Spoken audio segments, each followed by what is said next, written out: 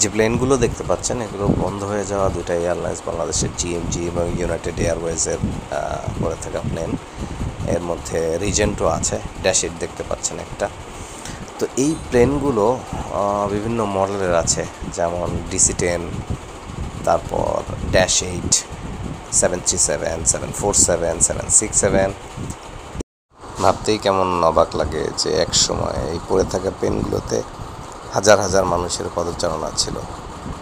শুধুমাত্র সরকারের সদিচ্ছার অভাবে এবং বেসরকারি বিমান পরিচালনা কর্তৃপক্ষ বা সিভিল এভিয়েশনের বিভিন্ন ধরনের সারচার্জের কারণে পুষিয়ে উঠতে পারেনি এইসব এয়ারলাইন্সগুলো।